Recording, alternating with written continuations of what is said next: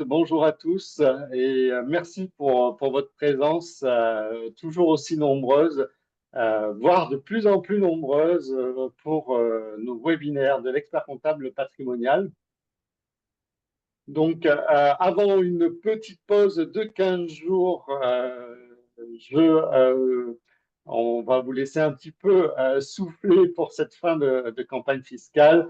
Je vous rappelle que à partir donc de fin mai, nous recommençons une nouvelle session du certificat expert comptable patrimonial, un certificat de 14 jours à partir du 20 mai, qui se déroule 2 jours par semaine, du mardi et au jeudi, jusqu'au 8 juillet 2025. Les inscriptions sont ouvertes, il reste quelques places.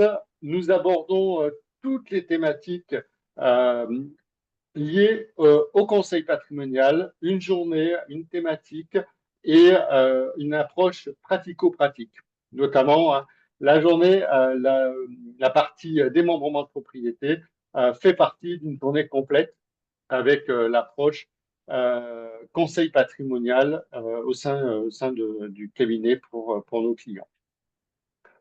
Mardi 6 mai, et non pas le jeudi, puisque ça sera un jour férié, le prochain webinaire, donc mardi 6 mai, ça sera, comme chaque début de mois, le flash marché animé par Jean-Marc Chevassus. Eh bien, je vais laisser la parole à Hervé Blanc, maître Hervé Blanc, notaire, qui va nous dérouler le démembrement de propriété dans tous ses sens en 1 heure et demie. Courage parce que c'est dense et le timing est serré. Hervé, je vous laisse la parole. Bien, bonjour Frédéric, bonjour à tous. Alors, ancien notaire, précision, mais voilà, j'ai exercé pendant un peu plus de 20 ans en tant que notaire, donc pratiqué le démembrement de propriété. Et aujourd'hui, voilà, en un peu plus d'une heure, nous allons parcourir ce qui est abordé et approfondi dans le certificat expert comptable patrimonial. Aujourd'hui, nous allons voir donc certains thèmes. On va faire un flash sur les grands principes du démembrement pour bien comprendre ce dont il s'agit, le démembrement appliqué à l'immobilier rapidement, et nous verrons appliqué aux droits sociaux et en matière de société, tout ce que ça implique pour la mise à jour des statuts, l'adaptation des statuts, et puis le quasi-usufruit qu'on retrouve un peu partout sur lequel il y a beaucoup de questions, où il y a eu beaucoup de questions au plan fiscal. Et aujourd'hui, on a des réponses. Donc, voilà notre programme. Alors, le démembrement, c'est un thème, vous le voyez, très étendu, des situations très diverses. Situations qui ont pu être organisées à l'origine, ou bien qui sont parfois davantage subies, puisque on va voir que nous avons deux types de démembrement que l'on peut... excusez-moi, voilà. Nous sommes au slide 8. Donc, deux types de démembrement. Euh, alors, le démembrement en lui-même, qu'est-ce que c'est? Lorsque nous sommes propriétaires, nous avons un droit de propriété qui comprend deux éléments, si on peut les schématiser ainsi, l'usufruit, droit d'utiliser la chose, nous dit le Code civil, et droit d'en percevoir les revenus. Donc, si j'ai l'usufruit de titres sociaux, ça veut dire que j'ai les revenus, et puis on va voir peut-être certains droits de vote, peut-être pas sûr. Sur un immeuble, je peux l'utiliser moi-même, et je peux le louer et en percevoir les revenus. Le nu propriétaire, lui, eh bien, c'est un propriétaire qui n'a pas l'utilisation et qui n'a pas les revenus. Ça est un plein propriétaire à terme, c'est-à-dire que le jour où l'usufruit disparaît, le nu propriétaire a l'ensemble des prérogatives d'un propriétaire. Et il aura à partir de ce jour-là la jouissance, les revenus. Dans l'attente, sa position est un petit peu secondaire, mais c'est lui le propriétaire du bien. Et on le verra, c'est important en matière de société, puisque la Cour de cassation nous a dit l'usufruitier n'a pas la qualité d'associé. On le verra, c'est le nu propriétaire et l'usufruitier a uniquement, on va dire, un droit restreint sur les titres. Voilà, usufruit, nue propriété. Alors, deux types de démembrement. Le démembrement prévu par la loi, qui va s'appliquer notamment en matière de succession, et puis le démembrement que l'on va dire conventionnel et qui va résulter d'une opération que nos clients donc mettent en place. Alors, l'usufruit légal que l'on rencontre très fréquemment, c'est celui prévu par la loi en matière de succession. Si nous sommes dans la situation très classique d'un couple marié, c'est important, ayant des enfants communs et qui n'ont prévu aucune disposition, eh bien, la loi nous dit que le conjoint, en cas de décès, le conjoint peut recevoir à son choix soit l'usufruit de la succession, et on va parler d'usufruit légal, ou un quart de la succession. Donc vous le voyez ici, rien n'a été prévu, il y a une situation qui survient, un décès, le conjoint peut choisir l'usufruit de la succession. Et on va voir que dans ce cas-là, c'est un usufruit sur l'ensemble des biens. C'est-à-dire, je ne choisis pas. Ça va s'appliquer sur des biens productifs de revenus, sur des biens qui ne produisent pas de revenus, mais peut-être qui vont générer des charges, etc., sur des biens pour lesquels parfois il ne va y avoir aucun intérêt. Mais pour autant, l'usufruit, voilà, va couvrir l'ensemble du patrimoine successoral. À côté de l'usufruit légal, l'usufruit conventionnel. Alors, conventionnel, c'est une opération dans laquelle nous créons le démembrement. On a tous présent à l'esprit la donation. Des parents ont un bien, des titres sociaux, un immeuble, ils en gardent la jouissance, l'usufruit, ils transmettent la nue propriété. Eh bien, le démembrement, voilà, est conventionnel, ça résulte de cet acte-là. On aura des démembrements dans lesquels on garde la nue propriété et je donne l'usufruit. Je donne l'usufruit à mes enfants, c'est eux qui vont avoir pendant une certaine durée la jouissance du bien ou les revenus, peut-être en les détachant du foyer fiscal. Donc ça leur permet d'avoir des revenus. Moi, je n'ai plus les revenus, mais le bien, par exemple, le bien immobilier sort de mon patrimoine en matière d'IFI, voilà, pendant la durée de ce démembrement. Et puis on aura des acquisitions. J'achète l'usufruit, mes enfants achètent la nue propriété. Bien sûr, on verra que l'évaluation de l'usufruit présentera un intérêt parce que je vais payer, suivant mon âge, eh bien, une proportion du prix très importante. Et on sait que la transmission, on le verra, l'extinction de l'usufruit n'est pas taxable. Donc tout ce que j'ai et qui un jour renaîtra chez le nu propriétaire ne subit pas de taxation en matière de donation ou de succession. Alors, quand on parle d'usufruit, de démembrement, il y a deux critères qu'il faut voir précisément, parce que souvent il y a une image de protection un petit peu magique. On laisse l'usufruit à quelqu'un ou on transmet l'usufruit et bon, voilà. Avec ça, c'est forcément très positif. Il faut tempérer ceci. Première chose, l'usufruit, il y a la question de la durée de cet usufruit. L'usufruit a forcément une durée maximale qui va être la durée de vie de l'usufruitier.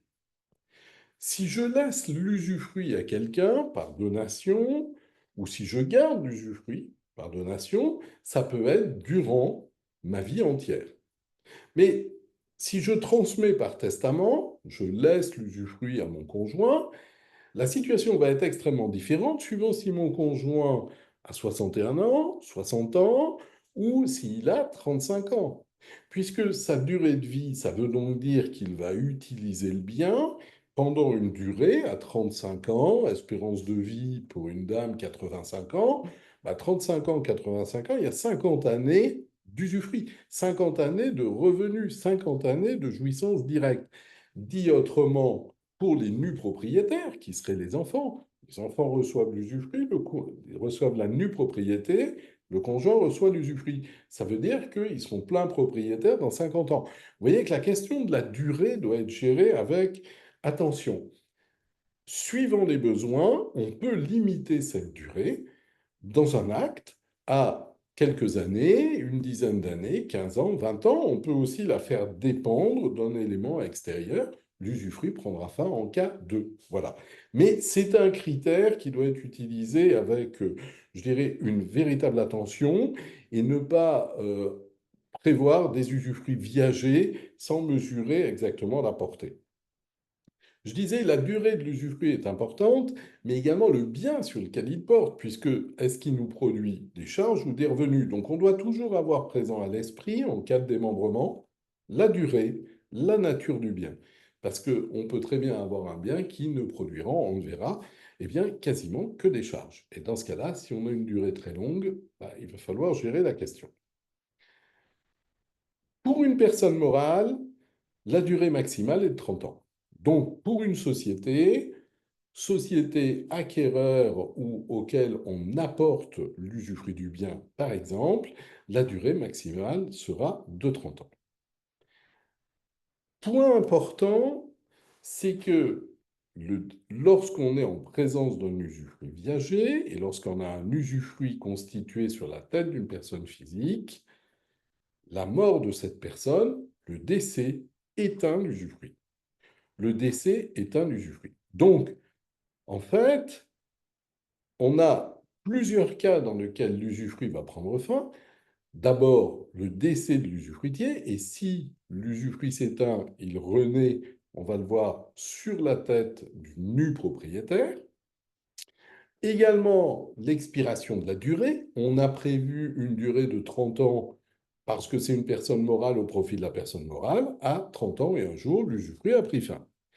Je peux également donner l'usufruit d'un bien pendant 10 ans à des enfants ou pendant 5 ans. Au terme de cette durée-là, on est sur une durée fixe, eh bien, l'usufruit prendra fin. Mais si, par contre, l'usufruitier décède entre-temps, je lui laisse l'usufruit, je lui donne l'usufruit, je lui transmets l'usufruit pour 10 ans, à la 8e année, l'usufruitier décède, son droit s'éteint automatiquement. Hein. Perdons pas de vue, la mort de l'usufruitier éteint l'usufruit. Et autre point, la perte du bien. Alors, ce qu'on entend par perte du bien, c'est le Code civil qui nous parle de cette extinction d'usufruit, c'est la destruction du bien. Le bien subit un incendie, c'est l'usufruit, imaginons, d'un local commercial. Eh bien, si l'usufruit est détruit, si le bien est détruit, pardon, totalement, dans ce cas-là, l'usufruit va prendre fin. S'il y a une indemnité d'assurance, c'est reporté sur l'indemnité. Voilà. Et donc, dans ce cas-là, on verra qu'on va tomber dans ce que l'on appelle un quasi-usufruit. Ce qui est important à retenir, au terme de la durée prévue, ou au terme, dans le cas de décès, eh bien, le nu propriétaire devient le plein propriétaire automatiquement. Alors, l'extinction de l'usufruit, donc, entraîne, peut-on dire, en schématisant, sa renaissance chez le nu propriétaire. Et cette réunion chez le nu propriétaire n'est pas taxable. Elle n'est pas taxable, c'est-à-dire qu'il n'y a pas de transmission entre l'usufruitier et le nu propriétaire de l'usufruit. L'usufruit s'est éteint, il a disparu, et automatiquement, il renaît chez le nu propriétaire. Alors, cette extinction et cette renaissance, va-t-on dire, présente un avantage au plan fiscal. Souvent, c'est cet avantage qui est retenu de manière extrêmement importante et parfois un peu trop importante pour décider d'opérations. Prenons l'exemple d'un bien d'une valeur de 800 000 euros. On a un bien d'une valeur de 800 000 euros et les parents souhaitent le transmettre. Ça peut être des parts sociales, ça peut être un immeuble, souhaitent les transmettre aux enfants ou à leurs enfants en conservant pour autant la jouissance, les revenus et puis peut-être un certain pouvoir de décision. Si les parents sont âgés de 55 ans, moins de 61 ans, eh bien l'usufruit que l'on va évaluer dans cette opération de donation avec le barème fiscal du Code des impôts, article 669, l'usufruit avant 61 ans représente 50% de la valeur du bien. Donc ça veut dire qu'un bien de 800 000 je garde l'usufruit, l'usufruit est égal à 50%, 400, je le transmets pour 400 000. À l'extinction de l'usufruit, le nu propriétaire deviendra plein propriétaire sans taxation. Il devient plein propriétaire sans taxation. Dit autrement, les 400 000 euros d'usufruit ne seront jamais taxés. Alors, deux observations. On a vu que l'extinction de l'usufruit résulte du décès. Donc, en cas de décès, eh bien, euh, le nu propriétaire deviendra plein propriétaire, et là, on n'a pas de délai. Alors, suivant l'espérance de vie statistique, un donateur âgé de 55 ans, son espérance de vie est de 30 ans, on va lui souhaiter longue vie, mais pour autant, s'il décède au bout de 5, 6 ans, eh bien, l'usufruit s'est éteint et est rené donc chez le nu propriétaire. Donc, on voit qu'on a une économie de taxation sur une assiette de 400 000 euros représentant l'usufruit. Voilà.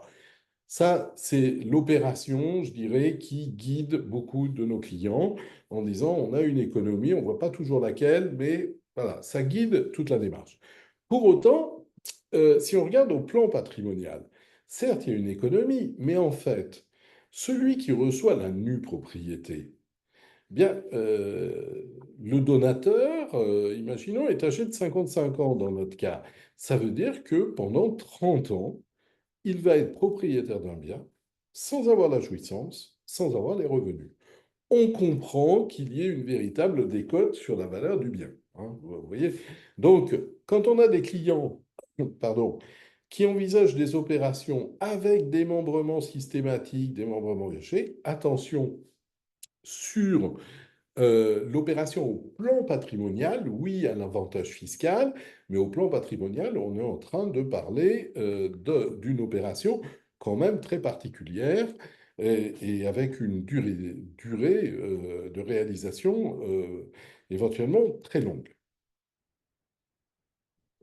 Alors en matière d'IFI, toujours en fiscalité, juste un petit coup de projecteur, on a vu l'extinction, pas taxable. En matière d'IFI, que se passe-t-il? Impôt sur la fortune immobilière. Très souvent, on a cette idée, l'usufruitier est taxé sur la valeur en pleine propriété de l'ensemble des biens. Pas toujours.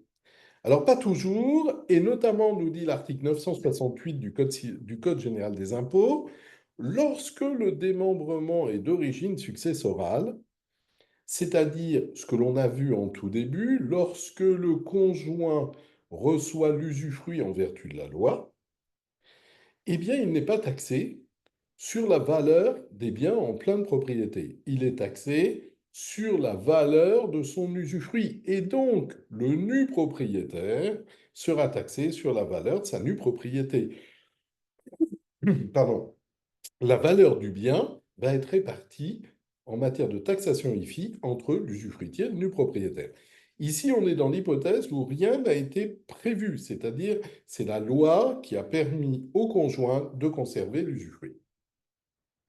Ceci peut justifier de prévoir pour vos clients une disposition au profit du conjoint laissant l'usufruit. À partir du moment où le conjoint va recevoir l'usufruit, toujours du même bien, toujours un droit d'usufruit, même chose, mais en vertu d'une disposition, on n'est plus dans le cadre de l'exception d'article 968. Donc c'est quelque chose qui peut être important parce que imaginons que les enfants soient imposés sur de la nue propriété. Ça veut dire que s'il y a des immeubles ayant une certaine valeur, à Paris ou autre, dans certaines régions, eh bien, ils vont supporter donc l'IFI sur la valeur de ces droits sans pour autant avoir des revenus. Alors, le démembrement, hormis ces deux coups de projecteur au plan fiscal, on va trouver toutes sortes donc d'opérations de démembrement. Alors, tout d'abord, classique, on l'a dit, les parents donnent aux enfants en gardant la jouissance, premier cas de démembrement. Ensuite, on peut avoir d'autres cas où on va pouvoir transmettre à l'une des personnes, à une personne, imaginons ici, on a Anatole qui a 2 enfants, et il a un enfant qui a besoin de revenus, qui n'a peut-être pas de petits-enfants, hein. Alexandre n'a pas de petits-enfants. Imaginons, il est dans une situation de santé fragile où il souffre d'un handicap. Ce qui est important, c'est de lui attribuer des revenus. Eh bien, le démembrement va permettre de répondre à cette problématique. On peut transmettre à Alexandre l'usufruit d'un bien ou de biens, on va immobilier, part sociale, SCPI, et on va transmettre à sa sœur la nue propriété. Conséquence, Charlène, qui a la nue propriété, ne perçoit pas de revenus et n'a pas la jouissance. Mais si un jour Alexandre décède, l'usufruit d'Alexandre disparaît et il renaît chez Charlène sans qu'il y ait de transmission, donc sans qu'il y ait de taxation. Or, nous savons, on l'a vu au précédent webinaire, qu'une transmission, pardon, entre frères et sœurs collatéraux est taxée à 35 et 45%. C'est-à-dire que si nous avons transmis, si nous transmettons, si Anatole transmet un capital à Alexandre et un capital à Charlène, si Alexandre décède sans enfant, et si un jour Charlène est son héritière, la transmission sera fiscalisée et taxée à 35 et 45%. Donc, par le biais d'un démembrement, on peut répondre à cette question. Excusez-moi. L'usufruit successif, autre souplesse du démembrement. L'usufruit successif, c'est l'usufruit constitué par une première personne, je garde l'usufruit d'un bien, ou je transmets l'usufruit à une première personne, et la nue propriété à une autre, et je prévois qu'au décès du premier usufruitier, cet usufruit se poursuivra au profit de quelqu'un d'autre. Idéal en famille recomposée. Voyons le cas. Imaginons que Anatole et Bénédicte donc, sont un couple, famille recomposée, et Alexandre est l'enfant d'Anatole. Eh bien, dans cette hypothèse-là, par exemple, on peut imaginer qu'Anatole fasse donation d'un bien à Alexandre en nue propriété, et Anatole va garder la jouissance de ce bien, que ce soit un immeuble ou des parts sociales. Je reste usufruitier, imaginons de manière viagère. Et si je suis Anatole, je veux dire, je voudrais bien qu'après moi, quelqu'un d'autre ait les revenus. Peut-être pas tout de suite Alexandre. Imaginons sur un enfant très jeune, Alexandre, si je décède, je voudrais que Bénédicte, ma compagne, ou Bénédicte, mon épouse, reçoive également les revenus ou la jouissance de ce bien. Eh bien, je peux prévoir, mais il faut que ça soit dès l'origine, que, un, on aura un premier usufruitier, deux, on aura un deuxième usufruitier Bénédicte, et c'est uniquement à la fin de l'usufruit de Bénédicte, donc l'usufruit de Bénédicte prendra fin par le décès de celle-ci, ou au terme de la durée fixée. Son usufruit prendra fin, et il renaîtra chez Alexandre. Point important, il n'y a aucune transmission entre l'usufruitier et le nu propriétaire. Donc, il n'y a aucune transmission entre Bénédicte et Alexandre. Si on est en famille recomposée et qu'Alexandre ne soit pas l'enfant de Bénédicte, il n'y a pas de taxation, donc qui pourrait s'avérer extrêmement lourde, sans lien de parenté, 60%, vous voyez, par exemple. Donc ça, c'est le principe de l'usufruit successif. On aura également, on ne peut pas citer tous les cas, hein, on voit tout ceci dans le cadre du certificat notamment, mais on voit un démembrement possible en matière de partage. Donc un peu comme pour l'attribution, partage, on a des biens, certains copartageants vont recevoir l'usufruit de ces biens, les revenus, la jouissance, et d'autres vont recevoir la nue propriété. Oui, pardon. On aurait également, on peut trouver en matière de divorce la prestation compensatoire, payable également par le biais de l'attribution d'un usufruit. Voilà. On on a toutes sortes de situations dans le patrimoine privé, et puis on va le voir dans le patrimoine professionnel également. En matière de personnes soumises à un pax ou de concubins, l'usufruit a souvent été préconisé en disant protégez-vous et transmettez l'usufruit, donc transmettez l'usufruit par le biais d'un testament à votre partenaire ou à votre concubin. J'exclus les questions fiscales en matière de concubinage, 60% d'impôts, donc voilà. Mais en matière de Pacs et en matière, si je reviens à la succession des partenaires, retenez, si vous avez des clients, qu'aujourd'hui, la Cour de cassation nous a rappelé qu'il est impossible pour des partenaires de prévoir que le conjoint recevra l'usufruit de la totalité de la succession. En présence d'enfants, les enfants ont une réserve. La réserve ne doit pas supporter l'usufruit. Concrètement, qu'est-ce que ça veut dire? Ça veut dire que pardon, des partenaires ne peuvent pas se transmettre l'usufruit de la totalité de la succession en présence d'enfants. Donc il faut recourir à d'autres types de montage, on va dire, bien sûr tout à fait légaux, mais notamment ce qu'on appelle le démembrement croisé. Certains d'entre vous le connaissent peut-être. Démembrement croisé, on passe par l'intermédiaire d'une société dans lequel chacun va échanger l'usufruit de ses parts contre l'usufruit des parts de son partenaire, de sa partenaire ou de l'autre associé. On peut envisager ça avec des personnes non mariées et pour différents buts. Le but étant que quelqu'un, à un moment, ait l'usufruit de la totalité de l'actif. Voilà. Alors, la question de l'usufruit et de la nue propriété nous emmène à la question de leur évaluation. Que vaut un droit d'usufruit? On voit que le droit d'usufruit peut être viagé toute la vie, mais quelle est sa valeur réelle? Alors, au plan fiscal, donation, succession, le Code général des impôts nous donne un barème, donc, et ce barème, quelle que soit la nature du bien, productif de revenus ou non, ce barème nous donne une valeur de l'usufruit en pourcentage et en fonction de l'âge. Exemple, quelqu'un qui a 55 ans, vous le voyez ici sur le slide, 18, entre 51 et 60 ans, l'usufruit vaut 50%. Donc une fois qu'on a valorisé l'usufruit, on sait que la nue propriété, c'est 50. Si nous sommes avec un usufruitier qui a 35 ans, eh bien, son usufruit vaut 70%. La nue propriété ne vaut que 30.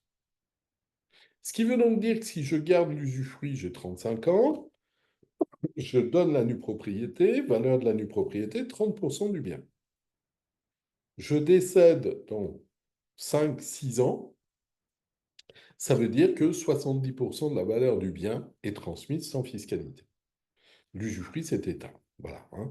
Alors je caricature et puis on ne va pas tabler sur l'intérêt d'une durée de vie courte pour l'usufruitier. Hein, ça vous conduit, voilà.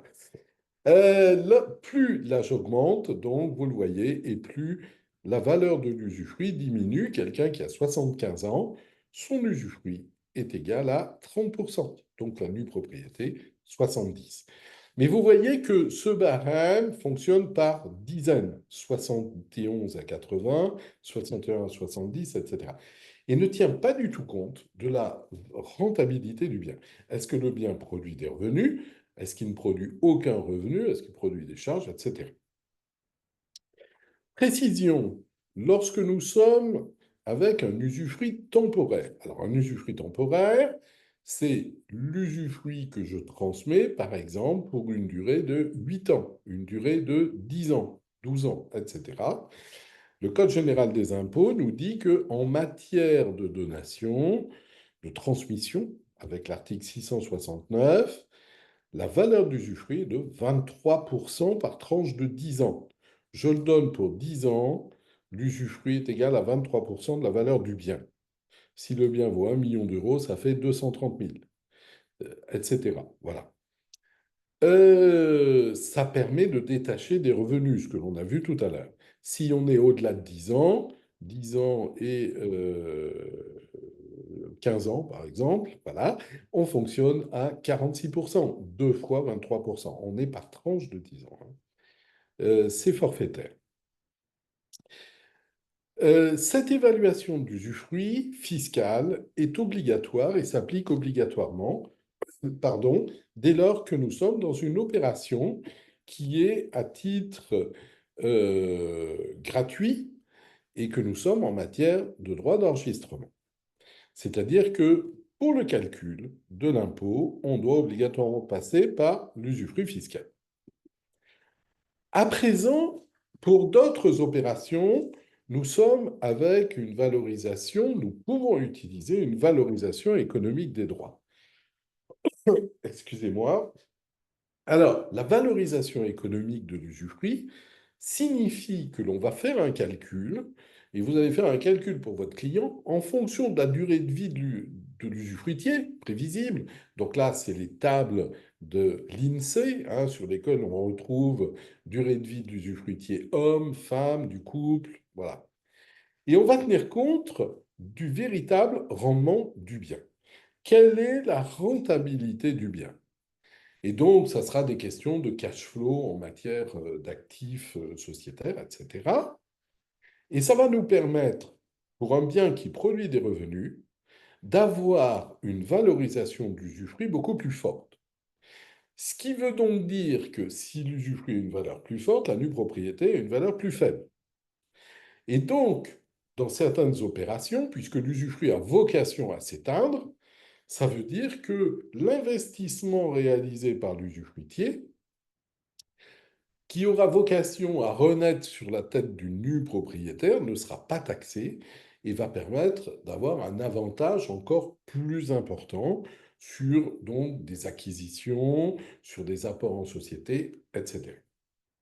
Prenons l'exemple, pour illustrer, d'une répartition, par exemple, de prix. Parce que voilà, on va voir que cet usufruit économique, c'est cette valorisation qui doit être utilisée entre nos clients pour des opérations, que ce soit de partage, des opérations de répartition de prix de vente. L'usufruit fiscal, barème fiscal, ne doit s'appliquer que pour des opérations de taxation. Et la Cour de cassation nous le rappelle. Donc si par exemple, excusez-moi, nous avons une personne usufruitière, 62 ans, qui détient un bien en usufruit, valeur du bien en pleine propriété 800 000,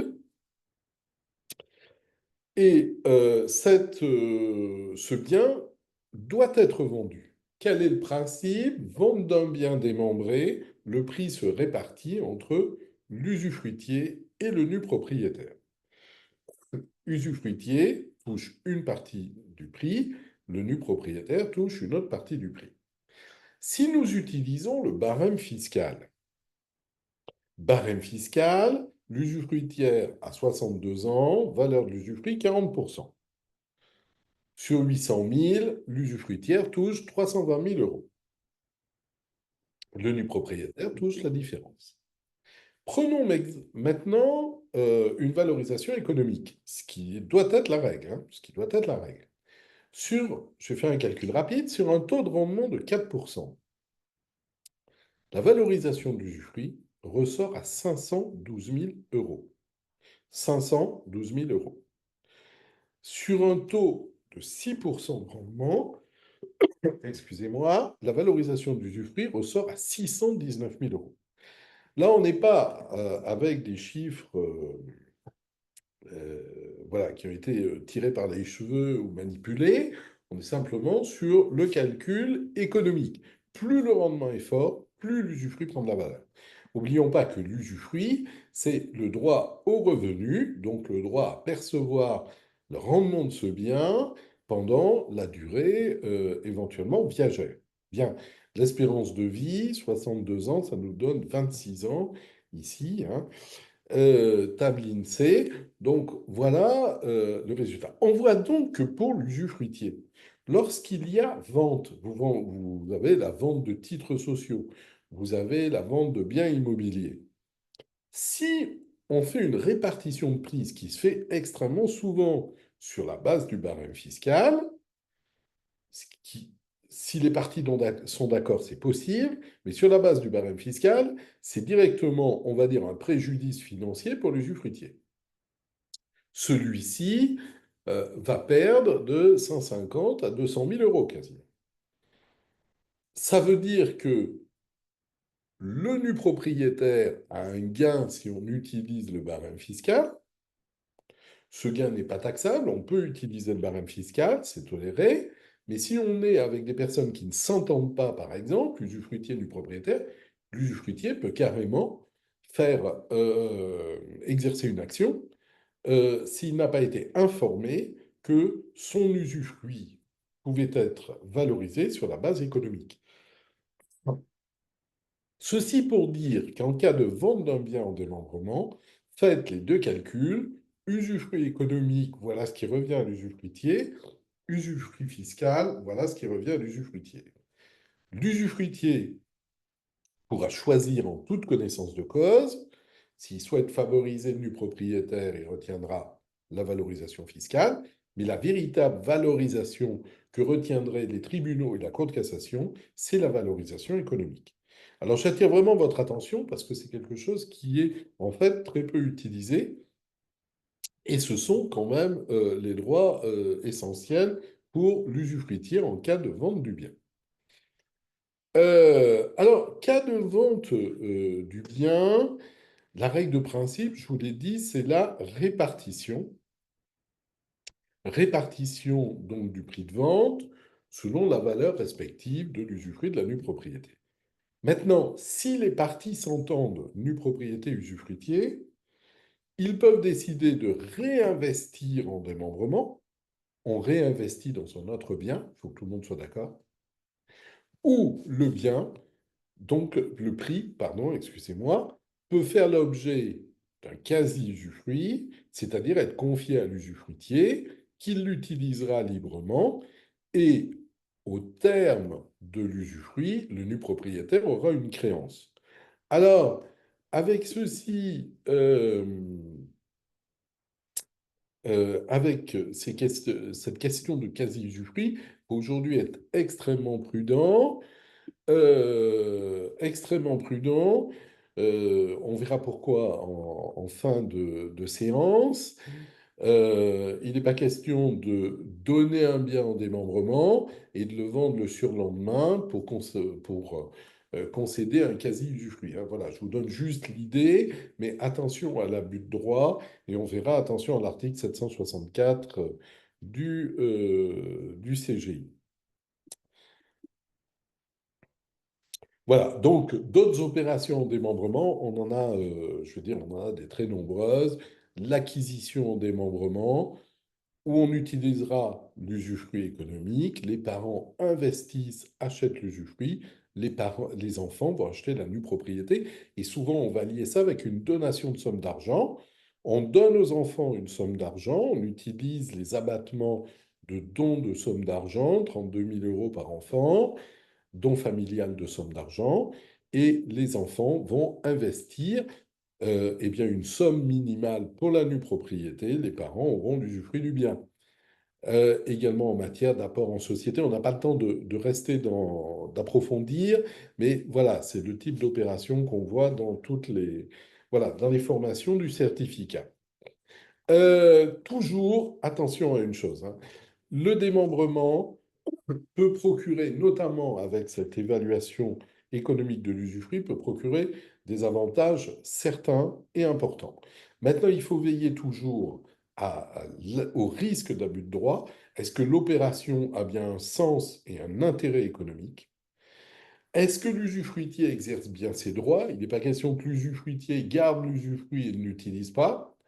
Dans ce cas-là, alors en plus, si le nu propriétaire vient utiliser le bien ou percevoir les revenus, bon, là, on a franchi toutes les limites, hein. On va être dans les donations indirectes, etc. Donc, il y a des précautions véritablement à recevoir. Il faut les respecter. C'est le moyen ainsi de s'assurer que nos clients ne courent aucun risque. Dernier point, avant d'entrer plus dans des schémas particuliers, on utilise le démembrement en matière d'assurance vie. Démembrement et assurance vie. Vous savez que le contrat d'assurance vie donc, est souscrit par une personne, souscripteur et assuré souvent la même. En cas de décès, le capital est versé à un tiers. Très bien. Une fois que ce tiers a le capital, le décès se produit, le contrat s'exécute, le tiers a le capital. S'il doit le retransmettre à des personnes avec qui il n'y a peut-être pas de lien de parenté ou à d'autres personnes, on va avoir une taxation. Hein, on est en matière de succession. On sera de nouveau succession ou donation. Ici, l'idée est la suivante. Celui qui souscrit le contrat va désigner deux bénéficiaires. Pardon.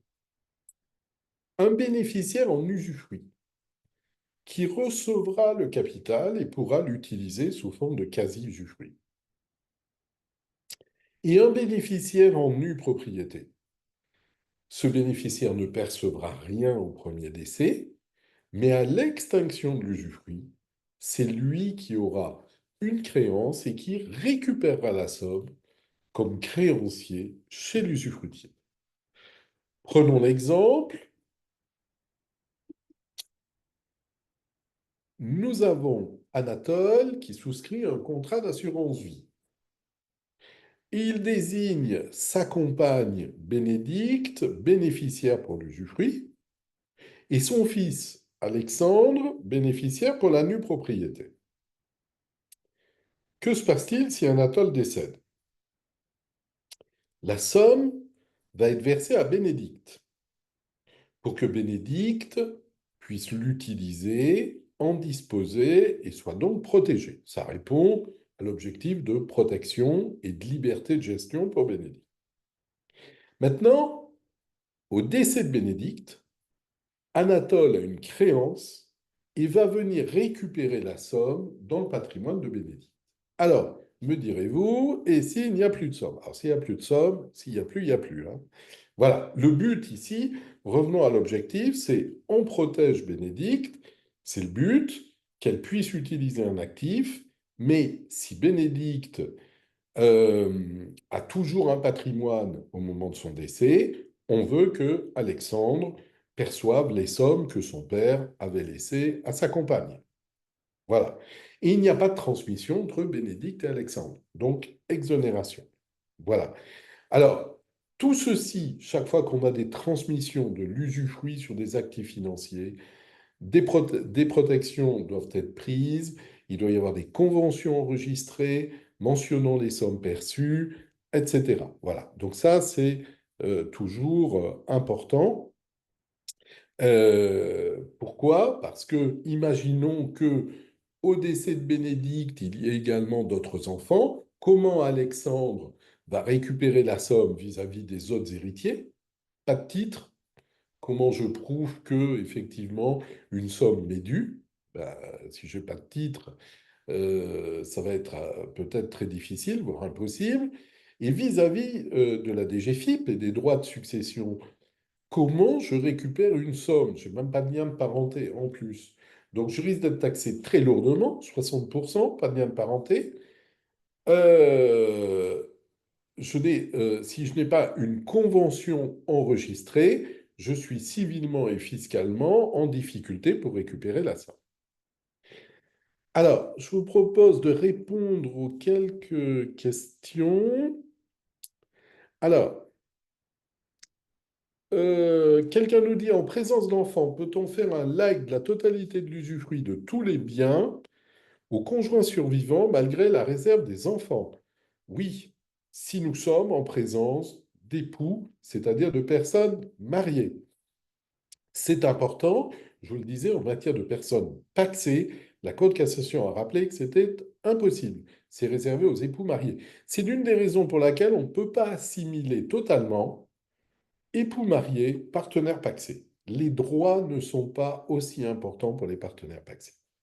Comment est calculée la valorisation économique? Le 4%, ce 512 000. Alors, là, c'est pas un logiciel, hein, on va être clair, je ne suis pas mathématicien. On a des logiciels, et vous devez en avoir dans votre profession, par lesquels, en fonction du rendement, éventuellement d'une indexation également, hein, des revenus ou de la valeur du bien à voir, et de l'espérance de vie, le calcul est fait. Alors après, vous avez des formules mathématiques, mais je ne vous les donnerai pas ici. Excusez-moi. Alors, en cours de vie et de vente du bien grevé d'usufruit, comment répartissez-vous s'il n'y a pas de remploi? Alors, c'est ce que l'on a vu, hein, je réponds à Alexandre Quentin. Ce que l'on a vu, c'est que on va, pardon, valoriser l'usufruit et par déduction, ça nous donnera la nue propriété. Bien. La question de la valorisation, c'est que très souvent, il est utilisé le barème fiscal. Or, la Cour de cassation nous dit que le barème fiscal n'a pour but que d'asseoir la fiscalité, hein, de calculer la fiscalité due sur une opération et qu'un partage ou qu'une répartition de prix n'a pas à se faire sur le barème fiscal. Voilà. Donc, c'est une répartition en fonction de ce calcul. Voilà. Si vous avez d'autres questions. Alors, oui, pour ceux qui arrivent. euh, Alors, allez-vous aborder les démembrements? On va parler des parts, mais là, on ne peut pas tout voir. Entre SCI à l'IR, détenant un local commercial et société d'exploitation à l'IS. Alors, par exemple, peut-être cession de l'usufruit, c'est peut-être ce qui est abordé. C'est-à-dire, est-ce que si la société d'exploitation, on en parlera un peu plus loin, acquiert l'usufruit des parts de la SCI, que se passe-t-il en termes de taxation? Euh, on ne peut pas tout voir. Donc là, on va avoir des choix, mais on en parlera peut-être une minute. Bon, première chose, schéma le plus classique. Alors, le démembrement d'assurance vie, dernière question, doit-il faire l'objet d'un acte particulier? Où le démembrement doit être fait dans la clause. Alors, ça doit être fait dans la clause bénéficiaire, bien sûr, hein. Il faut que ça soit prévu dans l'origine. Donc, souvent, quand il y a souscription d'un contrat, on va adjoindre la clause bénéficiaire, on va la développer parce que, si vous voulez, il faut prévoir que la nue propriété va à un tel, l'usufruit à un tel. Euh, on va prévoir également comment les fonds seront débloqués, c'est-à-dire que les fonds seront remis à l'usufruitier, que l'usufruit s'exercera sous forme de quasi-usufruit. On prévoira également qu'il aura une libre gestion, c'est-à-dire que le nu propriétaire ne puisse pas demander que des fonds soient bloqués, etc. Il peut aussi y avoir des protections pour le nu propriétaire, suivant le cas. Voilà. Mais c'est dans la clause bénéficiaire qui doit être particulièrement, on va dire, travaillé. Mais l'idée à retenir, c'est que ça peut être extrêmement intéressant. On va protéger le bénéficiaire usufruitier, lui donner les moyens de faire face à des besoins financiers qu'il aurait dans le futur. Et pour autant, on prévoit déjà eh ben, celui qui aura le capital en fin de parcours, si je puis dire. Alors, la donation d'un compte courant d'associé est-elle assimilée à une somme d'argent? Oui. Donation, on va en parler, hein, on va en parler avec les sociétés, mais si on a un compte courant d'associé, je réponds à votre question, et qu'il y ait un usufruit. Alors pourquoi il y aura un usufruit sur un compte courant d'associé, vous allez me dire. Premier cas, on fait la donation de titres et du compte courant au démembrement. Je garde l'usufruit et je donne la nue propriété à mes enfants. Pourquoi pas, hein, sur le compte courant, possible. Ou usufruit suite à une succession. Je décède, je suis associé. Dans ma succession, on a les titres de société et mon compte courant. J'avais prévu que mon conjoint aurait l'usufruit, il a l'usufruit du compte courant. Et bien, si je ne l'ai pas prévu, article 757, le conjoint marié a peut-être l'usufruit. Donc, il a un usufruit sur le compte courant. Conséquence, le compte courant, qu'est-ce que c'est? C'est une créance à l'encontre de la société. Qui en devient titulaire? L'usufruitier. Comment? Au titre d'un quasi-usufruit. C'est-à-dire il a l'usufruit de la créance, c'est lui qui va pouvoir demander le remboursement. Alors, dans nos statuts, attention à prévoir les modalités peut-être de déblocage du compte courant, comment on rembourse en cas de décès, peut-être prévoir des délais aménagés, parce que c'est lui qui va pouvoir demander le remboursement, et sur la somme versée, c'est lui qui l'aperçoit. Après, au moment où il perçoit, on en parlera plus loin, il faut qu'il y ait une convention notant qu'est-ce qu'il perçoit, puisque s'il a l'usufruit, ça veut dire qu'il y a un nu propriétaire, et que le nu propriétaire, lui, a une créance, et qu'au décès du quasi-usufruitier, il va récupérer la somme. Voilà, je vous propose voilà, d'aller un petit peu plus loin. Alors, en matière immobilière, c'est peut-être ce qu'on connaît le plus. Que peut faire l'usufruitier? En fait, l'usufruitier, il a la jouissance, on va voir. Mais il peut faire des actes d'administration. C'est-à-dire, si c'est un bien d'habitation, je peux le louer et signer le bail. OK. Est-ce que je peux vendre? Non, bien sûr, hein. Je peux vendre mes droits d'usufruit, mais ça ira pas au-delà. Bail sur un immeuble commercial, peu importe, bail de courte durée, convention d'occupation précaire, l'immeuble est commercial ou artisanal, l'usufruitier ne peut pas agir seul.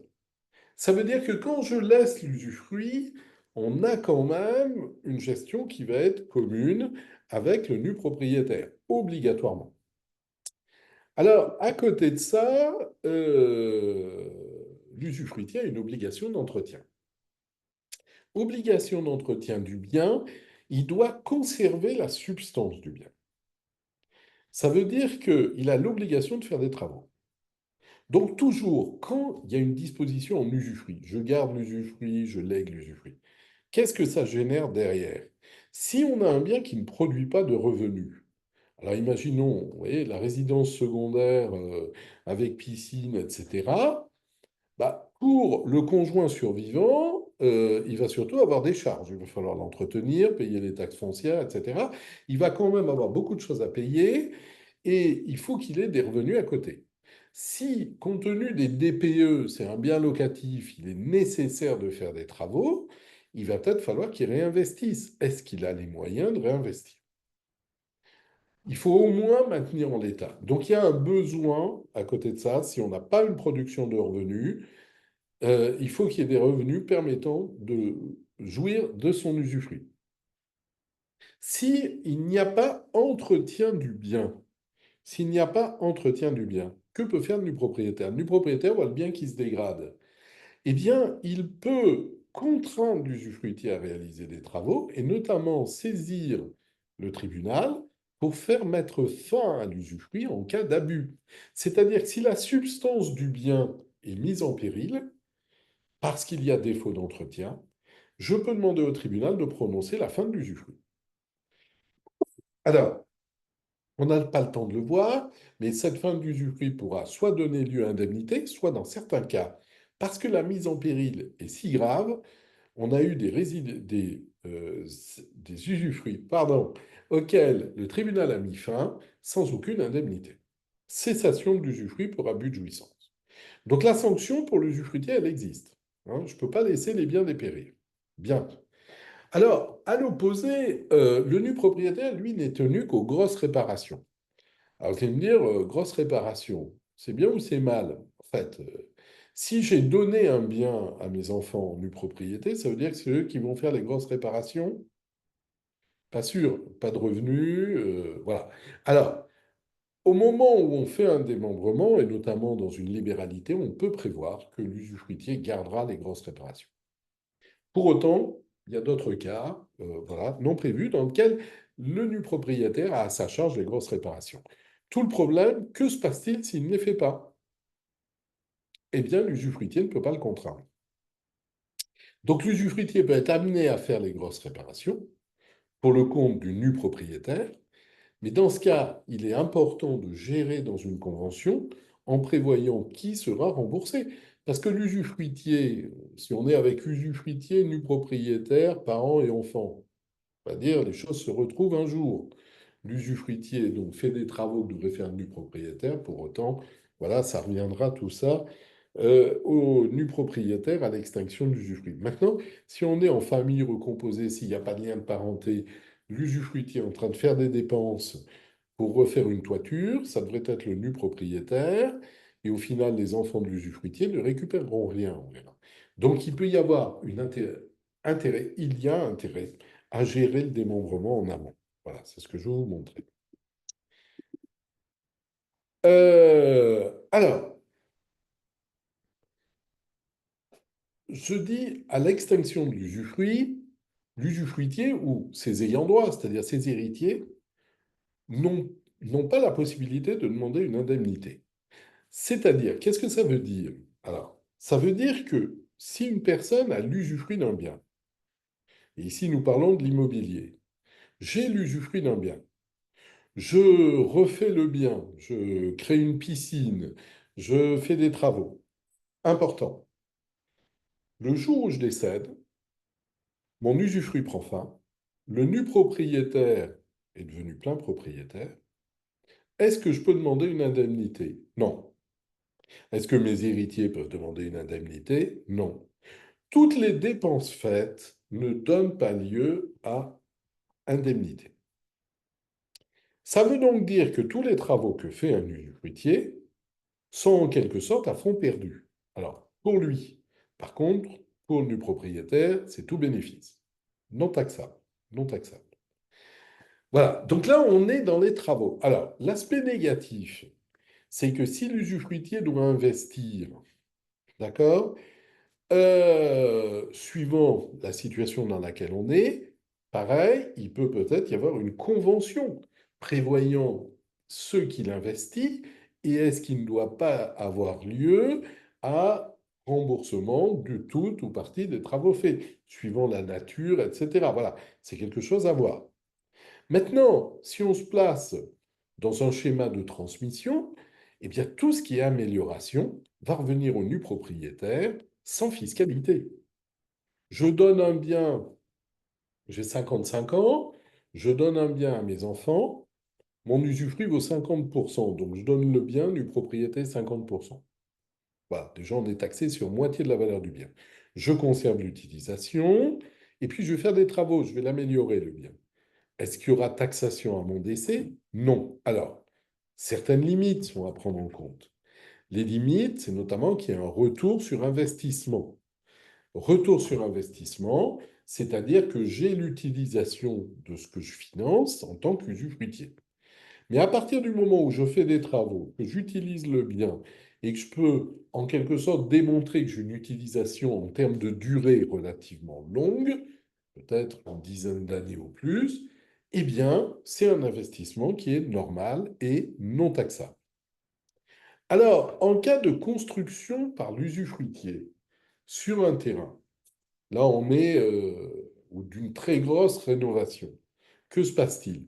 Imaginons, on a un nu propriétaire d'un terrain ou d'une maison en mauvais état, un usufruitier, et l'usufruitier, eh bien, rénove totalement la maison, investit des sommes importantes, voire construit. Durant la vie de l'usufruitier, première chose, le nu propriétaire, lui, est toujours nu propriétaire du terrain. Il n'est pas nu propriétaire de la construction. Donc, il n'y a pas de transmission pendant la vie de l'usufruitier. C'est uniquement au moment du décès de l'usufruitier que par la théorie de l'accession, dit-on, c'est voilà, le raisonnement juridique, le sol va incorporer les constructions. C'est ce que j'appelle l'accession. Et au plan fiscal, l'accession n'est pas taxable. Et l'extinction de l'usufruit n'est pas taxable.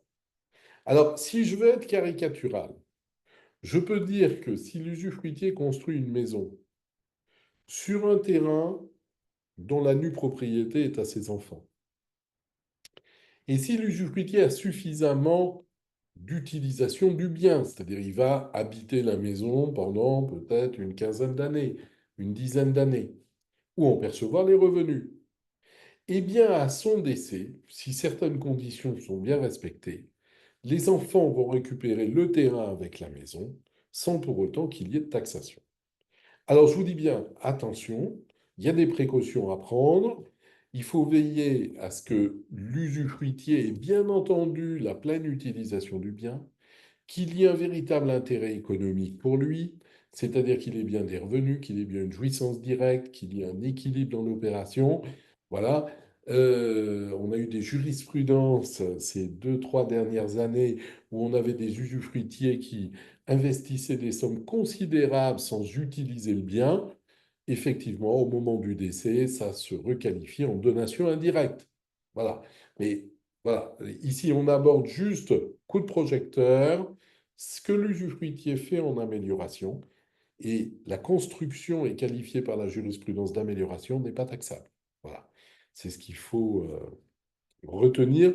Il y a beaucoup de choses à exploiter. Voilà, beaucoup de choses à exploiter. Alors, maintenant, passons aux droits sociaux. Et je répondrai à vos questions après. Je vois qu'il y a une SCI et voilà. Euh, alors, simplement, il y a une question qui, pour finir peut-être, en loueur meublé non professionnel. Travaux réalisés par l'usufruitier. Quelle est la durée d'amortissement des travaux? Seule chose, l'usufruitier n'est plus propriétaire, hein. Donc il ne peut pas amortir, hein. Il va pouvoir amortir son usufruit, c'est tout, hein. Mais attention, donation d'un bien qui fait l'objet d'une location en meublé, le propriétaire, c'est le nu propriétaire. Donc l'usufruitier n'a plus qu'un droit d'usufruit. Il peut amortir son droit d'usufruit, hein. Mais celui qui peut amortir, c'est le nu propriétaire. Alors, l'usufruit des titres, alors, il n'y a pas de contrepétrie, mais il ne faut pas confondre celui qui est usufruitier des titres sociaux et celui qui est usufruitier d'un immeuble, hein. Lorsque je suis associé, prenons une société civile. Si je suis usufruitier des titres, c'est pour autant la société qui est propriétaire d'immeubles. Alors pourquoi je dis ça? Parce que nous voyons assez souvent, vous devez le voir chez des clients, une société constituée, démembrement de titres, la société détient un immeuble et en fait, l'usufruitier des titres va utiliser gratuitement l'immeuble. Alors là, il y a un raccourci qui peut faire problème. Bon, on n'est pas dans une société commerciale, on n'aura pas d'abus de bien social, mais pour autant, il y a quand même un court-circuit quelque part éventuel. C'est-à-dire que je suis usufruitier des titres, très bien, mais la société, elle a un objet social. Quel est-il? Est-ce que l'objet comprend la mise à disposition gratuite pour les associés? Voilà, hein, ou pour les gérants, donc ça c'est important. Et peut-être pour l'usufruitier, parce on va voir que si l'objet comprend mise à disposition gratuite du bien au profit des associés, l'usufruitier n'est pas associé. On parle de quelqu'un d'autre. On ne parle pas de l'usufruitier. Et deuxième chose, respecter l'intérêt social, c'est-à-dire que l'intérêt de la société, quel est-il? Certainement pas que quelqu'un qui est usufruitier de titre utilise des biens gratuitement. Donc il faut vraiment adapter, soit dans les statuts, soit par assemblée générale, hein. C'est ce que nous voyons aussi dans ces formations sur le démembrement. C'est un peu court pour rentrer dans le détail, mais voilà, précaution à prendre. À défaut, les autres associés peuvent très bien remettre en cause la responsabilité et du gérant et de ceux qui utilisent les actifs. Alors on sait de manière claire depuis 2022 que l'usufruitier n'est pas associé. Alors, vous allez me dire, l'usufruitier n'est pas associé, qu'est-ce que ça change? On va voir qu'il a des droits, hein. La Cour de cassation nous dit qu'il n'est pas associé, mais il a des droits. Très bien. Très proche d'un associé, il doit être convoqué aux assemblées générales, il a un droit de vote pour la distribution des résultats au moins. OK. Maintenant, dans nos statuts, chaque fois qu'on vise la qualité d'associé, le gérant doit être associé. Bah, l'usufruitier, il n'est pas associé, donc il ne pourra pas être gérant. Chaque fois que l'on a également une clause pour devenir associé, agrément, bah, l'usufruitier, il ne devient pas associé, puisqu'il n'est pas associé. Donc, attention, adaptation des statuts par rapport à ceci. Parce que chaque fois qu'on parle d'associé, on ne parle pas d'usufruitier. Si on lui met effectivement, comme vous dites, si on lui met une part, il sera associé. Tout à fait. Donc il faut que l'usufruitier ait une part à côté, parce qu'à défaut, il est avec un statut très particulier quand même, hein. Alors, cette décision nous rappelle certains points. D'une part que quand on constitue une société, on ne peut pas dès l'origine, on ne peut pas dès l'origine faire un apport en numéraire 1, et obtenir l'usufruit de part. Ça n'existe pas. L'usufruit ne peut exister que sur un bien qui préexiste. Ça veut donc dire que soit j'apporte un immeuble sur lequel j'ai déjà un usufruit. Je suis usufruitier d'un immeuble, mes enfants sont nus propriétaires, on apporte l'immeuble à la société. Oui, il peut y avoir subrogation. Je recevrai l'usufruit des parts et recevront la nue propriété. OK. Maintenant, je mets 10 000 € et eux mettent, peu importe, 5 000, je ne peux pas avoir en contrepartie des 10 000 € l'usufruit de part.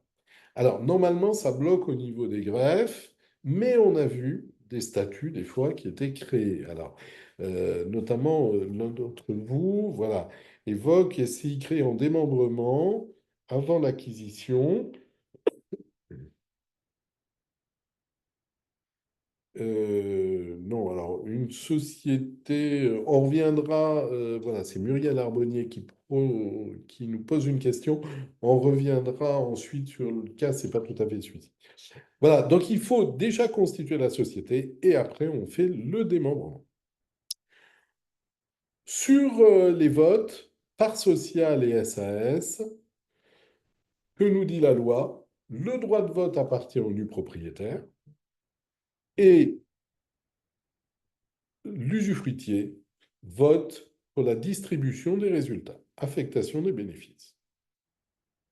Si nos statuts ne prévoient rien de spécial, et je crois que c'est assez souvent le cas, trop souvent, eh bien, dans ce cas-là, le droit de vote appartient au nu propriétaire, sauf pour la distribution des résultats. Donc, vous l'avez compris, si je laisse l'usufruit à quelqu'un, ou je transmets l'usufruit à quelqu'un, il ne votera pas pour désigner le gérant, il ne votera pas pour des opérations plus importantes, etc. Dans les sociétés par action, mais hors SAS, bien sûr, l'usufruitier vote pour les AG. Alors, la notion de résultat distribué, en fait, la loi ne fait pas de distinction entre le résultat courant et le résultat qui résulte d'opérations exceptionnelles. Il n'y a pas de distinction, il y a une distinction fiscale. Fiscale, oui, mais un résultat, pour le reste, eh bien, il peut provenir, pardon, de résultats d'opérations courantes, de résultats exceptionnels, etc. Alors, ça a soulevé plusieurs problèmes sur lesquels la jurisprudence s'est prononcée. Distribution des réserves, je pense que là, vous connaissez. La société a constitué des réserves, on a un démembrement de titres, on distribue. Divergence des jurisprudences, mais aujourd'hui, on a une situation qui est, je crois, euh, claire. Si les statuts ne prévoient rien, si les statuts ne prévoient rien, la Cour de cassation, chambre commerciale, nous a dit en 2016, et on va voir que ça s'est reproduit depuis, les sommes reviennent au nu propriétaire avec quasi-usufruit de l'usufruitier. Deux choses. Donc, les sommes reviennent au nu propriétaire, quasi-usufruit de l'usufruitier. Qu'est-ce que ça veut dire? Quasi-usufruit de l'usufruitier, ça veut dire l'usufruitier touche les sommes et le nu propriétaire les percevra à une créance et il sera payé au décès de l'usufruitier. Ça veut dire qu'au moment de la distribution des réserves, il faut faire une convention enregistrée, parce que certes, on aura les assemblées générales, on aura le bilan, mais 15 ans après, comment le nu propriétaire et comment va-t-il se souvenir qu'il y a bien une somme à récupérer? Voilà. Donc, convention, comme quoi la somme est versée à l'usufruitier au titre d'un quasi-usufruit, et qu'il pourra donc, que le nu propriétaire pourra percevoir le remboursement de sa créance au décès de l'usufruitier. Convention enregistrée, on a une preuve vis-à-vis de la DGFiP, donc, et ensuite on a une preuve vis-à-vis des autres héritiers de l'usufruitier. Mais donc la somme, c'est l'usufruitier. Sauf si les statuts, je vous dis bien, prévoient une autre solution. Alors, je vous disais, il y a eu d'autres décisions, et notamment en 2024, vous avez peut-être vu cette décision de la Cour de cassation. Alors, décision en 2024. On a la situation suivante, une société civile vend des actifs immobiliers, valeur très importante, hein, plusieurs dizaines de millions d'euros. Les titres de la société sont démembrés, la vente est signée, et se pose la question de la distribution du prix. Et là, nus propriétaires et usufruitiers ne s'entendent plus, hein, c'est entre parents et enfants, mais là, grosse mésentente. Plusieurs dizaines de millions sont en jeu. Qui va les percevoir? Donc, ça se termine en contentieux. Cour de cassation. Et la Cour de cassation nous dit au mois de septembre dernier, le montant distribué, donc on est d'accord, c'est le prix de vente de l'immeuble hein, qu'on distribue, revient au nu propriétaire, mais avec un quasi-usufruit. Qu'est-ce que ça veut dire? L'usufruitier vote la distribution du résultat, eh ben on distribue, et il a un quasi-usufruit, il encaisse la somme. Le nu propriétaire là-dessus a une créance. Et à l'extinction de l'usufruit, décès de l'usufruitier, il récupérera la somme. Là, on est avec des statuts qui ne prévoient rien. Et vous le savez, c'est souvent le cas. Voilà. Donc je pense que dans les statuts de société, il peut être important de prévoir plusieurs choses. D'une part, les questions, voilà, en cas de démembrement, une solution de principe en cas de distribution de réserve. Est-ce qu'on laisse un quasi-usufruit, comme la jurisprudence nous le dit aujourd'hui, mais peut-être que la jurisprudence, dans quelques années, prendra une autre position. Donc on peut figer une position de principe en disant que les héritiers, en cas de démembrement, pourront eh bien, soit procéder au partage, à la répartition des sommes entre eux en fonction de la valeur de l'usufruit de la nue propriété, comme la vente du bien, ou au contraire que l'usufruitier aura un quasi-usufruit. Bref, on peut avoir toutes sortes de solutions et également leur permettre, si d'un commun accord, d'opter pour autre chose. Voilà. Mais prévoir quelque chose. Et pour le résultat exceptionnel distribué, c'est la même chose, prévoir quel doit être le sort. Alors, notamment, l'une des solutions qui était évoquée par certains auteurs, c'est de dire qu'il faudrait des comptes de réserve différents. Que lorsqu'il y a une vente d'un élément d'actif, on puisse donc l'affecter en réserve à certains comptes de réserve qui auraient un sort défini dans les statuts, voilà, qui serait peut-être différent des autres réserves. Pour les réserves, voilà, on va dire classiques, ne résultant pas de la vente d'un actif, eh bien peut-être répartition entre eux, peut-être absence, la somme pourrait être versée au nu propriétaire seul, pourquoi pas, hein. On a vu que la Cour de cassation l'a aussi autorisé, mais chambre civile, mais prévoir que certaines réserves, dans ce cas-là, peuvent être versées qu'au nu propriétaire.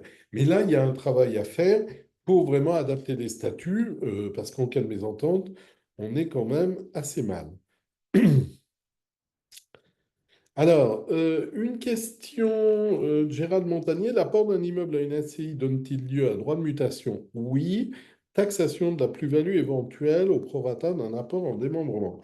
Alors attention, est-ce que la SCI, c'est une SCI IR ou IS? Si on est effectivement en IR, on aura la taxation de la plus-value, mais il n'y a pas de droit de mutation, sinon on aura un droit d'apport.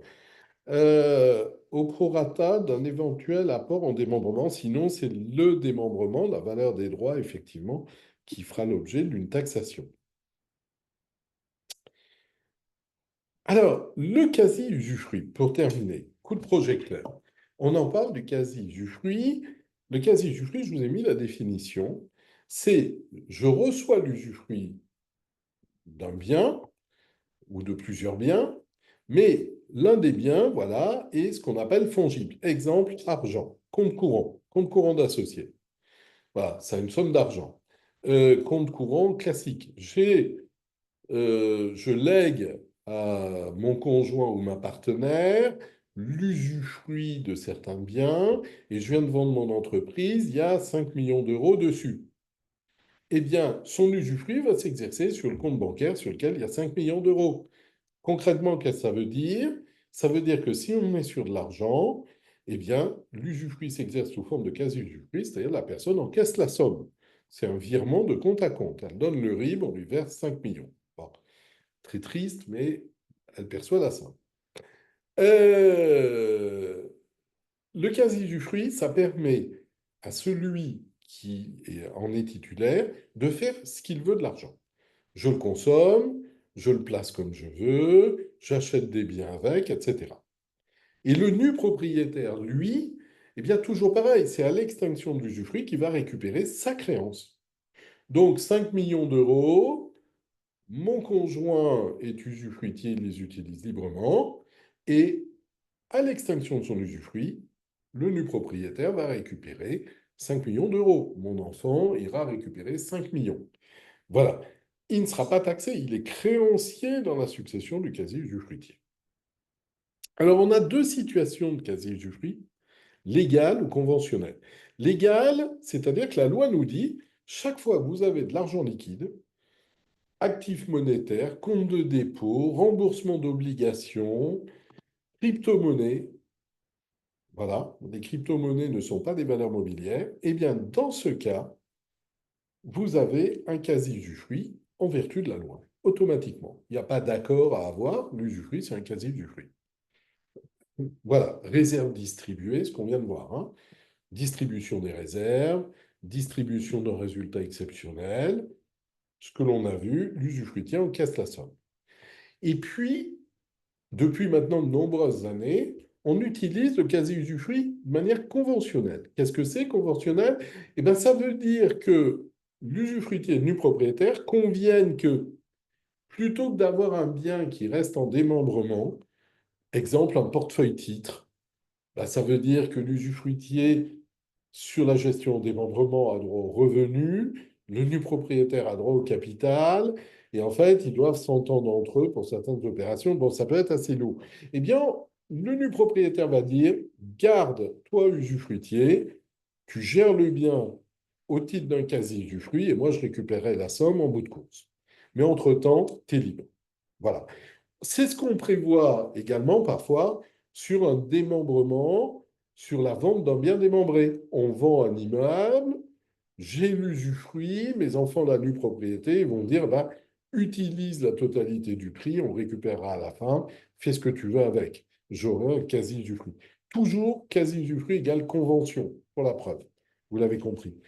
Clause bénéficiaire d'un contrat d'assurance vie, c'est ce qu'on a vu tout à l'heure, c'est un quasi-usufruit. Alors, toujours convention. Donc, grande liberté pour l'usufruitier. Alors, la question qui se posait, pour bien comprendre le problème fiscal du quasi-usufruit, c'est que on a le quasi-usufruit légal. Alors, sur une distribution de réserve, on voit que la jurisprudence nous l'a confirmé. Il n'y a pas de difficulté là-dessus. Bien. Maintenant, le système a été utilisé, on va dire, de manière excessive et a provoqué, du côté de la DGFiP, un retour de bâton. Alors, je m'explique. Euh, le système a été utilisé de la manière suivante. Je fais aujourd'hui donation d'une somme d'argent à mes enfants. Très bien. Donc, avantage, je vais en garder l'usufruit. Donc déjà, je diminue le montant taxable. J'ai 55 ans, je leur donne 400 000 euros, ils sont taxés sur 200. OK. Et ensuite, comme c'est une somme d'argent, je dis, ben, mon usufruit va s'utiliser sous forme de quasi-usufruit. Qu'est-ce que ça veut dire? Ça veut dire que je donne 400, ils sont taxés sur 200, et je garde la somme pour l'utiliser. Quasi-usufruit, j'utilise la somme. Et donc, alors vous allez me dire quel est l'intérêt? Ben déjà, ils ont été taxés sur moitié de la valeur. Et puis en plus, l'abattement se renouvelle. Entre parents et enfants, tous les 15 ans, je peux donner 100 000 euros en état exonéré. Vous voyez le système, on cumule des avantages, mais surtout, dans une donation, le principe de la donation, je dois me démunir. Quelqu'un s'appauvrit, l'autre s'enrichit. Et en utilisant le quasi-usufruit, ce qui peut être judicieux, on met de côté l'appauvrissement et le dessaisissement. Je donne, je garde l'usufruit. Eh ben, si c'est sur une maison, la maison n'est plus à moi, je peux l'utiliser, mais ça s'arrête là. Là, sur une somme d'argent, je la garde en totalité. Donc, la DGFiP a contesté au cours des années passées en disant, en fait, la donation n'est pas valable. C'est pas une vraie donation. Vous avez fait une donation de somme d'argent avec réserve d'usufruit, vous avez gardé la somme, il n'y a pas eu de dessaisissement, c'est pas une donation, etc. Bien. Donc, en fait, votre déduction d'usufruit, etc., on remet en cause. Tout ça n'a pas donné suite, on va dire, devant les tribunaux, et la DGFiP a perdu. Résultat, en 2024, pour la loi de finances 2024, eh bien, la loi a été modifiée. La loi a été modifiée, vous en avez certainement entendu parler, et on a abouti à une non-déductibilité de la créance de restitution en matière de donation de sommes d'argent.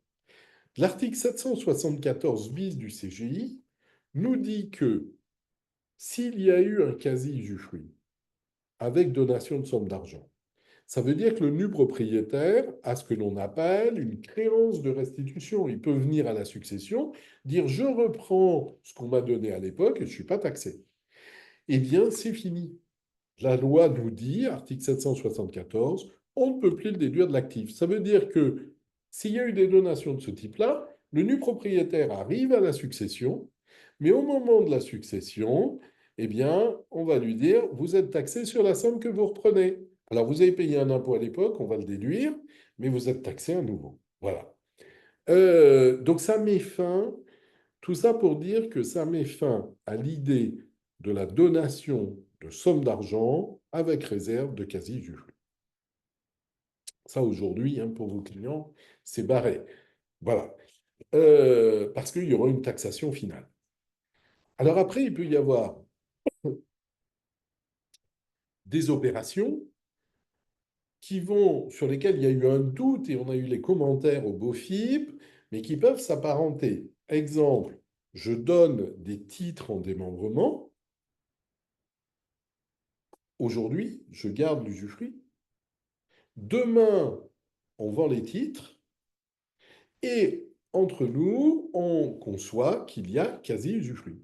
On convient dans une convention qu'il y a un quasi-usufruit. Résultat, j'ai donné un actif aujourd'hui en démembrement et demain, je récupère la totalité de la somme. Donc là, on va s'apparenter, on va tomber dans l'abus de droit. Donc il va y avoir la question de la durée à prendre en compte. J'ai donné il y a 10 ans, on vend aujourd'hui. Et on utilise mon usufruit sous forme de quasi-usufruit, on voit qu'il n'y a pas de lien entre les deux. Mais si par contre on a donné hier et aujourd'hui on convient que mon usufruit c'est un quasi-usufruit, là on va rentrer dans 774. Voilà, donc chaque fois qu'il y a donation d'un actif, qu'est-ce qui doit devenir et qu'il n'y ait pas de récupération derrière par l'usufruit. C'est surtout ça, si on est sur un délai court, je donne en gardant l'usufruit, on vend demain, je touche la valeur de mon usufruit. Pas de souci, hein, ça va. Par contre, j'ai un quasi-usufruit et je reprends la totalité de la somme, là, il y a problème. Voilà, donc, quel que soit l'actif, immobilier, part sociale, etc., titre, voilà, espacé dans le temps. Euh, Pour tout ce qui est ensuite quasi-usufruit en matière de succession, en vertu de la loi, en vertu du contrat d'assurance vie, etc., contrat de mariage, il n'y a pas de difficulté dessus, ça reste déductible. Voilà. On a un faisceau qui a quand même été délimité, beaucoup de peur, mais maintenant il faut être très prudent avec le quasi-usufruit. Voilà. C'est extrêmement intéressant. Ça permet de protéger de manière très étendue, d'avoir une exonération fiscale à la fin sur le montant des actifs transmis. Donc voilà, si c'est bien, on a une convention, on va faire une convention pour sécuriser. On a de la liberté pour l'usufruitier. Bref, beaucoup d'avantages, mais attention à ne pas tomber dans les excès. Bien, on arrive au bout de cette intervention. Ça a été assez rapide, mais voilà. Alors, on va répondre aux questions. Première chose, alors, sur le démembrement de titres, l'un d'entre vous posait la question. On a parfois donc, un immobilier détenu par une société civile et la société d'exploitation qui est locataire. Et la société d'exploitation, alors attention, si elle achète l'usufruit de l'immeuble, on va être avec une cession à durée limitée, il va y avoir taxation, mais elle peut recevoir, acheter l'usufruit des titres de la SCI. Pas l'usufruit de l'immeuble, hein, l'usufruit des titres de la SCI. Ça sera un usufruit à durée fixe, voilà. Dans ce cas-là, eh ben, la société d'exploitation, elle continue de payer un loyer, hein, voilà, ça ne joue pas sur son bail. Elle est locataire de la SCI. Donc elle continue de payer le loyer, de le déduire. La société d'exploitation va être à l'IS, probablement. Ça veut dire que même si on a une société IR, la SCI, comme elle est titulaire de l'usufruit des parts de la société IR, vous savez qu'on va appliquer, pour les revenus qu'elle perçoit, les règles IS. Donc elle va pouvoir définir son résultat perçu à travers les titres de la société civile par des règles IS. Voilà. Donc ça va permettre d'avoir un amortissement à partir de là, amortir l'usufruit, etc. Bon, là, on n'a pas le temps de tout voir, mais bon. Alors, ça, c'était pour l'une des questions. Alors, je reprends les questions. Est-ce que ça s'applique au quasi-usufruit successoral? Non, ça ne s'applique pas au quasi. Le 774 bis ne s'applique pas au legs de l'usufruit au conjoint survivant par testament. Distribution de réserves ou de résultats exceptionnels avec 774. Eh bien, tout dépend le délai. C'est-à-dire que, alors, si on a des réserves qui ont été constituées avec, dans le temps, on va dire, hein, avec une certaine durée, et qu'on ne constitue pas de quasi-usufruit immédiat, ça ne pose pas de difficulté. Maintenant, sur la distribution, il faut bien voir que prévoient les statuts, en fait, hein. Parce que la jurisprudence nous dit, c'est la jurisprudence nous dit, là on a une base juridique opposable, elle nous dit si on distribue des réserves, si on distribue un actif social, eh bien en fait il y a quasi-usufruit si rien n'est prévu. Donc ça c'est en vertu de la loi, il n'y a pas de difficulté, il n'y a pas de montage particulier. Maintenant, faut quand même prendre en compte cette notion de durée, c'est-à-dire que j'affecte en réserve, puis à la suite, je distribue les réserves et je crée un quasi-usufruit alors que les statuts prévoyaient autre chose. Là, effectivement, on est en train de dériver. Voilà. C'est quand même quelque chose qui va être assez, assez délicat. Euh, alors, le compte courant d'associé ne donne pas de créance de restitution. Le compte courant d'associé donné. Alors, le compte courant d'associé donné, je donne un compte courant d'associé. Je garde l'usufruit. Donc, on a bien un nu propriétaire qui a une créance, puisque je garde l'usufruit dessus, hein. Il y a un nu propriétaire. Et obligatoirement, si vous voulez, l'usufruit sur le compte courant d'associé, lorsque le compte courant est remboursé, c'est un quasi-usufruit, parce que ce sont des liquidités, c'est de l'argent. Donc comme c'est de l'argent, c'est obligatoirement un quasi-usufruit. Donc, si vous voulez, attention à une chose, je n'enchaîne pas, je donne en démembrement le compte courant d'associé, la société le rembourse, je reprends la somme, hein. Voilà, c'est ça qu'il ne faut pas. Autre question. Dans le cadre d'un démembrement de contrat de capitalisation, lorsque l'usufruitier décède et que le plein propriétaire effectue un rachat, comment est calculée la base imposable? En effet, seule la partie de plus-value. Oui, alors là, on ne va pas pouvoir répondre tout de suite, là. Claire Dia, là, c'est une question, il faut prendre 10 minutes pour se plonger dessus. Je suis désolé, mais ça va être un peu long. Le temps nous est compté. Le compte de report à nouveau appartient à l'usufruitier. Ah non, non, non, non. Le compte de report à nouveau, il est pas. On est avant la distribution. L'usufruitier ne peut rien prétendre dessus. L'usufruitier vote la distribution et dans ce cas-là, c'est à lui, il a le droit de percevoir ce qui est distribué. Si c'est s'il vote la mise en réserve, eh ben, ça va être mis en réserve et donc il ne perçoit rien, sauf distribution ultérieure. Et si c'est en report à nouveau, c'est en attente. Mais c'est pas à lui, hein. Voilà, je crois que j'ai répondu. Je ne sais pas si vous avez d'autres questions. Voilà, il est 11h30, donc on va arrêter là. Je vous remercie pour votre attention. C'était un programme où on a essayé de vous montrer tout ce qui peut être abordé. On n'aura pas répondu, j'aurais pas répondu à toutes les questions, je m'en excuse, mais en... voilà, tous ces points, ben, normalement on les voit en 1 ou 2 journées pour essayer d'approfondir, voir les clauses que l'on peut mettre dans les statuts, voir les conventions, qu'est-ce qu'une convention de quasi-usufruit, comment on fait une assemblée générale visant ces distributions. Donc, c'est, voilà, beaucoup, beaucoup de choses. Oui, c'est une mise en attente, donc juste sur le report à nouveau, c'est pas une affectation du résultat, c'est une mise en attente. On est bien d'accord. Donc, tant qu'il n'y aura pas d'affectation, l'usufruitier ne peut rien demander. Voilà. J'espère que ça vous aura éclairé. Merci à tous pour votre présence et puis bonne continuation. Et pensez au démembrement, ça présente voilà, toujours beaucoup d'intérêt. Et pour les démembrements faits, toujours aller se poser la question de voir leur efficacité. Voilà, merci, au revoir à tous.